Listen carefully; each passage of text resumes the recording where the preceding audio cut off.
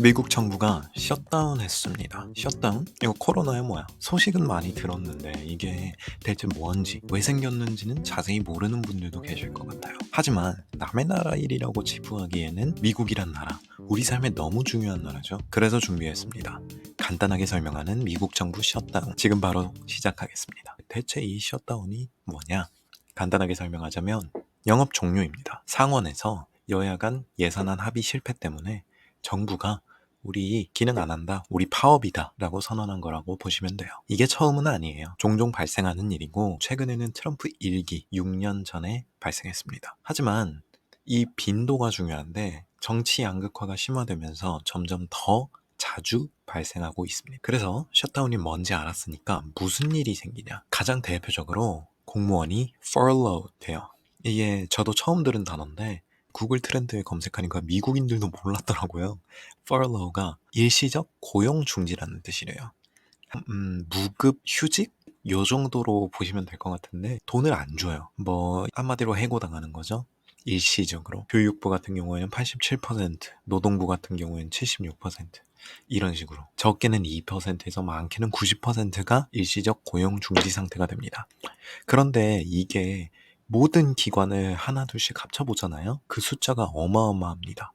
특히 국방부 같은 경우에는 30만 명이 넘는 사람이 furlough가 돼요. 그래서 이게 어떤 결과를 낳느냐? 무려 75만 명이 고용 정지될 것으로 예측되고 있어요. 만약 75만 명이 고용 정지가 되면 무슨 일이 생길까요? 당연히 미국 내에 모든 게 느려집니다. 뭐 가장 대표적으로 미국 여행 가면 공항 대기줄이 길어질 거예요. 미국 연방항공청인 FAA의 인원도 고용 정지되니까 안전 문제 발생의 가능성도 높아지는 거죠. 자, 이게 무슨 일이 생기는 것까지도 알았어요. 그러면 왜 터졌냐? 결국에는 돈 문제입니다. 예산안 때문에 터졌어요. 하지만 예산안은 원래도 통과가 잘 안 돼요. 마지막으로 제때 통과된 게 1997년입니다. 그러면 이번에 사고가 터진 진짜 이유가 따로 있다는 건데요. 예산안 통과가 안 되면 어느 나라든 임시 예산안이라는 걸 쓰죠. 미국도 마찬가지입니다.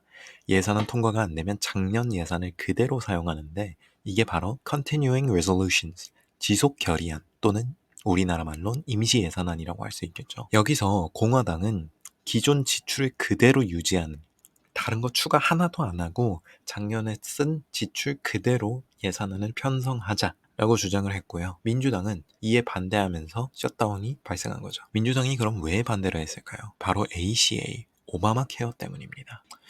자, 미국은 건강보험 없이 살기 힘들다고 정평이 난 그런 국가죠. 현재 이 오바마 케어가 제대로 된 건강보험에 가입하기 힘든 미국인 2,400만 명을 지원하고 있습니다. 팬데믹 때 일부 이 지원 금액을 확대한 내역이 있어요. 보조금을 더 지급하고 있는데 이 강화 규정이 2025년 12월 31일부로 종료가 됩니다. 근데 종료 시에 이 보험료가 2025년 888달러에서 16년 1900달러 이상으로 인상이 될 거예요. 한마디로 2배 이상 인상이 되는 거죠. 저소득층 입장에선 이건 상당히 큰 돈이라고 할 수 있어요. 그래서 공화당은 일단 연장 논의는 임시 예산 그대로 클린하게 통과시키고 그 다음에 하자라고 주장을 하고 있는 거고, 민주당은 아니 올해 너희 하는 거 보니까 나중에 가선 이거 입 싹 닫고 연장 논의 안 해줄 것 같아, 통과 안 시켜 라고 주장을 하고 있는 거죠. 그런데 임시 예산안은 상원 60명의 동의가 필요하기 때문에 양당 합의 없이 절대 통과가 불가능합니다. 그런데 보통은 정부 셧다운이 그 피해가 너무 크기 때문에 특히 경제적 손실뿐만 아니라 정치인들에게 있어 지지율 하락이라는 아주 무서운 효과를 가져오기 때문에 대부분의 경우에는 한쪽 당이 그냥 다른 쪽 당의 말을 들어주는 방향으로 흘러갔어요. 보통은 민주당이 공화당의 주장을 받아들이는 형태로 흘러갔죠. 하지만 이번에는 상황이 좀 다릅니다. 지지자들이 아주 강경해졌거든요. 2013년 셧다운 직전 설문조사 땐 76%가 합의를 원했고 18%만이 지금 주장을 굽히지 말고 가져가라, 즉 강행을 원했습니다. 하지만 현재는 합의가 52%에 불과하고 강행은 무려 47%로 급증했죠. 즉 정치 양극화가 점점 심화되면서 공화당의 정부 장악에 이 민주당 지지자들이 분노하고, 야 너네 좀 뭐라도 좀 해봐라, 어?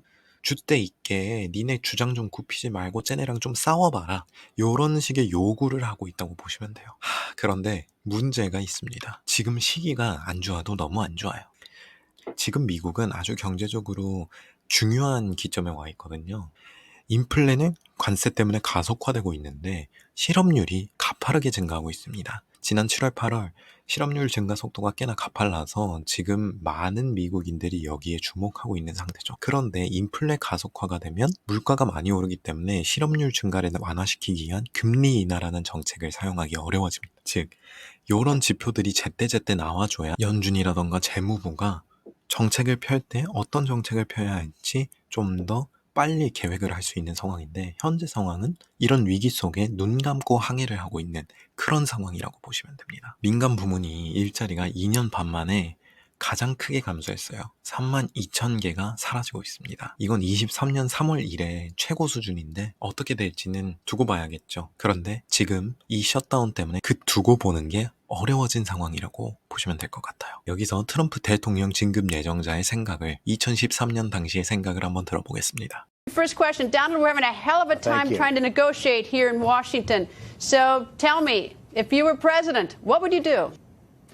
Well, very simply, you have to get everybody in a room. You have to be a leader. The president has to lead. I hear the Democrats are going to be blamed and the Republicans are going to be blamed. I actually think the president would be blamed. If there is a shutdown, I think it would be a tremendously negative mark on the president of the United States.